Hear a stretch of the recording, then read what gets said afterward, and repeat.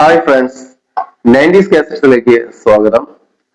അപ്പോൾ ഞാൻ ചെയ്യുന്ന വീഡിയോസ് 90സിൽ റിലീസായിട്ടുള്ള സിനിമകളിലെ പാട്ടുകളെ കുറിച്ചിട്ടുള്ള കാസറ്റും അതുമായി ബന്ധപ്പെട്ട വിഷയങ്ങളുമാണ്.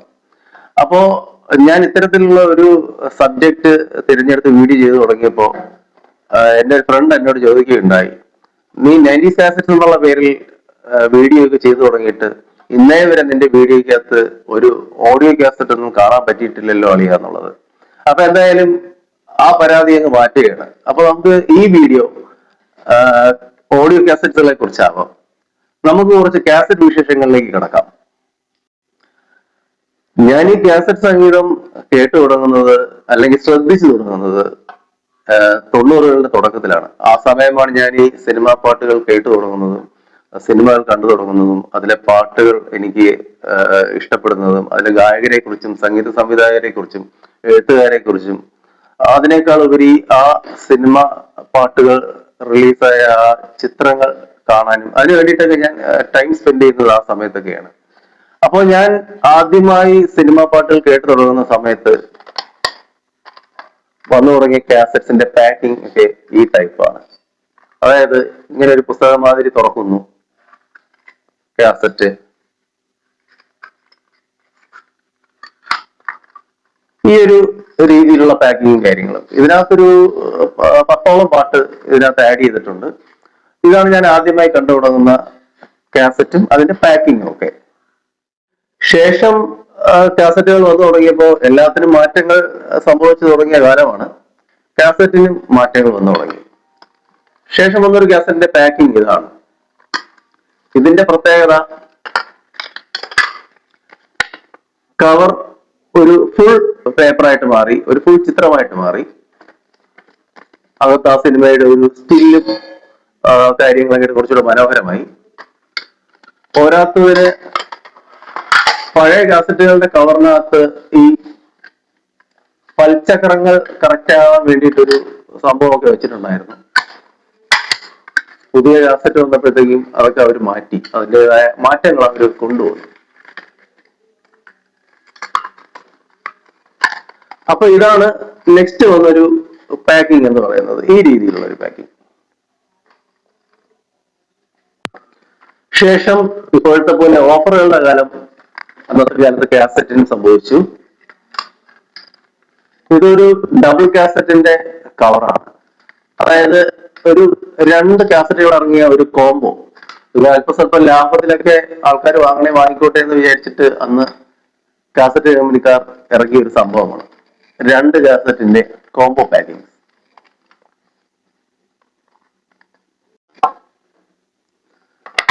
ശേഷം വീണ്ടും കാലത്തിനനുസരിച്ചുള്ള വ്യത്യാസങ്ങൾ വീണ്ടും കാസറ്റിലും കവറിലും വന്നു തുടങ്ങി. ഈ കാസറ്റിനകത്തുള്ള കവർ വീണ്ടും കുറച്ചുകൂടി നീളത്തിലായി. ഞാൻ നേരത്തെ കാണിച്ച പോലത്തെ അല്ലാതെ കുറച്ചുകൂടി മനോഹരമായ ബ്രോഷറും മറ്റു കാര്യങ്ങളൊക്കെ. ഇതിലെല്ലാം പാട്ടിന്റെ വരികളും മറ്റുമൊക്കെ ആയിട്ട് കുറച്ചുകൂടി ഭംഗിയാക്കിയും കുറച്ചുകൂടി ഉപകാരപ്രദമായുള്ള രീതിയിലുമായി പിന്നീടുള്ള കാസറ്റിന്റെ ആ ഒരു കാസറ്റ് കവറിങ്ങും പാക്കിങ്ങും മറ്റുമെല്ലാം ഈ രീതിയിലാണ് പിന്നെ വന്നത്. ശേഷം വീണ്ടും കവറുകളിൽ വീണ്ടും വ്യത്യാസങ്ങൾ വന്നു.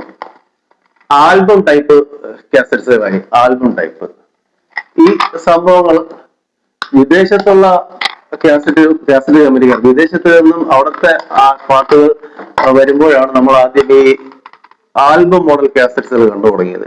ശേഷം ഇന്ത്യയിലും മാഗ്ന സൗണ്ട്സ്, പിരമിഡ്, അങ്ങനെ കുറച്ച് കമ്പനിക്കാർ ആൽബം കാസറ്റ്സുകൾ റിലീസ് ചെയ്ത് തുടങ്ങി. അത് ഈ സംഭവം സൂക്ഷിക്കാനും മറ്റും കുറച്ചുകൂടി എളുപ്പമാണ്. ഫംഗസ് അടിക്കുന്നതിൽ നിന്നൊക്കെ ഒരു എയർ ഒന്നും കയറാത്തത് കാരണം കുറച്ചു നാളുകൂടി ഈ കാസറ്റുകളെല്ലാം വളരെ പ്രശ്നങ്ങളില്ലാതെ മുന്നോട്ട് പോകുന്നുള്ളത് തന്നെയാണ് ഈ ഒരു പാക്കിങ്ങിന്റെ പ്രത്യേകത. ശേഷമുള്ള കാസറ്റ് ഇവയാണ്. സാധാരണ ഒരു കമ്പനി കാസറ്റ് ഇറക്കുമ്പോൾ അവർ കുറച്ച് ലെങ്തി കുറവായിട്ടായിരിക്കും കാസറ്റുകൾ ഇറക്കുന്നത്. കാര്യം അത്രത്തോളം പാട്ടുകൾ അതിനകത്ത് ഉൾക്കൊള്ളിക്കാൻ പറ്റില്ല. സാധാരണയായി ഓഡിയോ കാസറ്റ്സ് 40, 45, 60, 90s അങ്ങനെയൊക്കെയാണ് ഇറങ്ങിയിട്ടുള്ളത്. പ്ലെയിൻ കാസറ്റ്സുകൾ നമുക്ക് പാട്ടുകൾ റെക്കോർഡ് ചെയ്ത് ഉപയോഗിക്കാൻ പറ്റുന്നവ. ഈ 45, 60, 90 എന്നൊക്കെ ഉദ്ദേശിക്കുന്നത് അതിനകത്ത് 40, 60, 90 മിനിറ്റ് വരെ അതിനകത്ത് പാട്ടുകൾ റെക്കോർഡ് ചെയ്യാം, അല്ലെങ്കിൽ അത്രയും സമയമുള്ള പാട്ടുകൾ നമ്മൾക്ക് കേൾക്കാൻ പറ്റും എന്നുള്ളത് തന്നെയാണ് അവർ ഉദ്ദേശിച്ചിട്ടുള്ളത്. അപ്പോൾ ഇതൊരു 45 കാസറ്റാണ്. 45 മിനിറ്റ് മാത്രമേ ഇതിനകത്ത് നമുക്ക് പാട്ടുകൾ കേൾക്കാൻ പറ്റുകയുള്ളൂ. അതുപോലെ ഇതൊരു 60യുടെ കാസറ്റാണ്. ഈ വക പ്ലെയിൻ കാസറ്റുകൾ വാങ്ങിയാണ് അന്ന് സാധാരണ, അതായത് എല്ലാ കാസറ്റിന്റെയും പുതിയ ഓഡിയോ കാസറ്റുകൾ വാങ്ങാൻ പൈസ ഇല്ലാതിരുന്ന എന്നെ പോലെയുള്ള ഒരുപാട് പേർ ഇത്തരം കാസറ്റുകൾ വാങ്ങിയാണ് 10 രൂപ കൊടുത്തും. ഇത് ഈ ഒരു 60 മിനിറ്റ് കേൾക്കാൻ പറ്റുന്ന ഒരു കാസറ്റ് റെക്കോർഡ് ചെയ്യുന്നതിന് നമുക്ക് 10 രൂപയായിരുന്നു അന്ന് ചാർജ് ചെയ്തിരുന്നത്. ഇത് 90s കാസറ്റ്സ് ആണ്.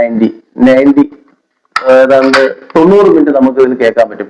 ഏതാണ്ട് 18 ഗാനങ്ങൾ ഇതിനകത്ത് നമുക്ക് റെക്കോർഡ് ചെയ്ത് സൂക്ഷിക്കാൻ പറ്റും.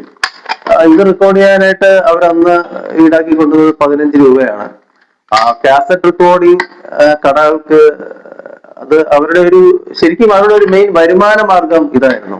അവർ കാസറ്റുകൾ വാങ്ങി വെക്കുന്നു, നമ്മളെ പോലുള്ളവർക്ക് ആവശ്യപ്പെടുമ്പോൾ ഇതുപോലുള്ള കാസറ്റുകൾ റെക്കോർഡ് ചെയ്ത് തരുന്നു. അവരുടെ ഒരു വരുമാന മാർഗമായിരുന്നു അത്. പിന്നീട് CD-യുടെയും മറ്റും കടന്നുവരവോടുകൂടി അവരുടെ ആ ഒരു കാസറ്റിന്റെ ഒരു ബിസിനസ്സും അതിന്റെ റെക്കോർഡിങ് സംഭവങ്ങളിലെല്ലാം മാറ്റങ്ങൾ വന്നു. പിന്നീട് അത് കാസറ്റ് മാറി CD-യിലോട്ട് റൈറ്റിംഗ് എന്നുള്ള പേരിലായി, റെക്കോർഡിംഗ് മാറി റൈറ്റിംഗ് ആയി. പക്ഷേ ഒരു കാര്യം പറഞ്ഞാല്, ഈ 60ന്റെ ഒരു കാസറ്റിനകത്ത്, 60 മിനിറ്റുള്ള ഒരു കാസറ്റിനകത്ത് ഒരു 12 പാട്ട്, നമുക്ക് ഇഷ്ടപ്പെടുന്ന ഒരു 12 പാട്ട് സെലക്ട് ചെയ്ത് നമ്മൾ റെക്കോർഡ് ചെയ്ത് വാങ്ങി വീട്ടിൽ കൊണ്ടുവന്ന് കേൾക്കുമ്പോൾ കിട്ടുന്ന ആ പാട്ടുകൾ കിട്ടുന്ന ഒരു റിച്ച്നെസ് ഉണ്ട്. അത് ഒരു CD-ക്കകത്ത് 100, 130 പാട്ടുകൾ കേട്ട് അല്ലെങ്കിൽ പാട്ടുകൾ റൈറ്റ് ചെയ്ത് കൊണ്ടിട്ട് കേൾക്കുമ്പോൾ എന്തായാലും എനിക്കത് കിട്ടിയിട്ടില്ല. മറ്റുള്ളവരുടെ കാര്യം എന്താണെന്ന് അറിയില്ല. കാരണം നമുക്ക് അധികമായി ചീപ്പ് റേറ്റിന് അധികമായി കിട്ടുന്ന ഒരു കാര്യത്തിനും ഒരു ഉദ്ദേശിക്കുന്ന ഒരു വാല്യൂ ഉണ്ടാവില്ല എന്നുള്ളതാണ് എൻ്റെ ഒരു വിശ്വാസം. കാര്യം നമ്മൾ ഈ ഒരു 12 പാട്ടിന് വേണ്ടി ചെലവാക്കുന്ന സമയം അത് നമുക്ക് അന്ന് അതൊരു വളരെ വിലപ്പെട്ടതായിരുന്നു. നമ്മൾ അതിനു വേണ്ടി അത്രയും ഇൻട്രസ്റ്റ് ചെയ്ത് ഓഡിയോ കാസറ്റ് റെക്കോർഡിംഗ് കടകളിൽ പോയി നമ്മൾ വെയിറ്റ് ചെയ്ത് നിന്ന് അത്രയും പാട്ടുകൾ അങ്ങോട്ട് റെക്കോർഡ് ചെയ്ത് കൈ കിട്ടി ആ ഒരു ടേപ്പ് റെക്കോർഡറിനകത്ത് നമ്മൾ അങ്ങോട്ട് കേൾക്കുമ്പോൾ കിട്ടുന്ന ഒരു സന്തോഷമുണ്ട്. അത് ആ സമയം ആസ്വദിച്ചവർക്ക് അത് മനസ്സിലാവും. അപ്പോൾ ഞാൻ ഈ പങ്കുവച്ച കാസറ്റ് വിശേഷങ്ങൾ എല്ലാവർക്കും ഇഷ്ടമായി എന്ന് തന്നെ കരുതുന്നു. ഞാൻ ഇതിൽ വിട്ടുപോയ എന്തെങ്കിലും കാര്യങ്ങൾ ഉണ്ടെങ്കിൽ ആ സമയത്ത് കാസറ്റ് സംഗീതം ആസ്വദിച്ചവർക്ക് അത് ഓർമ്മയിൽ വരികയാണെങ്കിൽ അത് കമന്റ് ബോക്സിൽ പറയാവുന്നതാണ്. അപ്പം എനിക്കും അക്കാര്യങ്ങളെ കുറിച്ച് കൂടുതലായിട്ടൊന്ന് അറിഞ്ഞിരിക്കുക. അപ്പോൾ എന്തായാലും അടുത്തൊരു വീഡിയോയുമായി ഉടൻ തന്നെ കാണാം. ബൈ.